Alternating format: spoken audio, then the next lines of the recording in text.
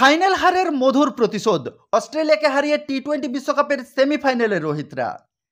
2023 ODI বিশ্বকাপ ফাইনালে অস্ট্রেলিয়ার কাছে ম্যাচ হেরে চোখের জলে মাঠ ছেড়েছিল রোহিতরা।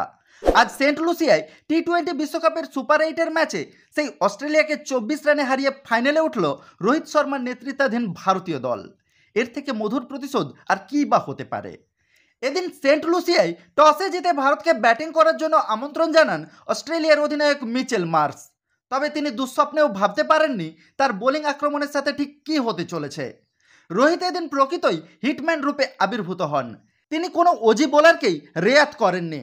স্টার্কের বলে আউট হয়ে ফেরার আগে খেললেন 42 বলে 91 রানের ইনিংস, মারলেন 7টি 4 ও 8টি গগনচুম্বী ছক্কা। একসময় মনে হচ্ছিল ভারত স্কোরবোর্ডে 220-এরও বেশি রান তুলে ফেলবে।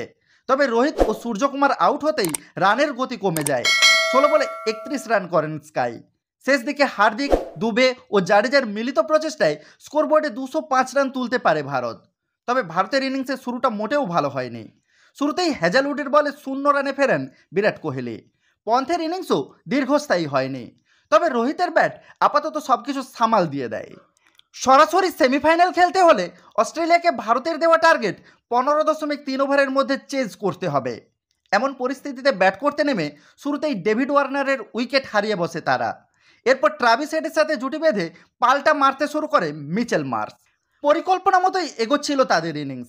হেডের তাণ্ডব আবারও বিশ্বকাপ ফাইনালের স্মৃতি উস্কে দেয় ভারতীয় সমর্থকদের মনে। ভয়ঙ্কর হয়ে ওঠা মার্শকে ফিরিয়ে দিয়ে ভারতীয় সমর্থকদের স্বস্তি দেন কুলদীপ যাদব। বিপজ্জনক হয়ে ওঠার আগে ম্যাক্সওয়েলকেও ফিরিয়ে দেন তিনি। আর বুমরার বলে ট্রাভিস হেড ফিরতেই অজিদের সব আশা শেষ হয়ে যায়। শেষ পর্যন্ত অস্ট্রেলিয়ান ইনিংস শেষ হয় 181 রানে। 24 রানে অস্ট্রেলিয়াকে হারিয়ে বিশ্বকাপের সেমিফাইনালে পৌঁছে যায় টিম ইন্ডিয়া। তবে ভারতের জন্য চিন্তার বিষয় বিরাট কোহলির ফর্ম। সেমিফাইনালে তার ব্যাট থেকে রান চাইবে গোটা দেশ।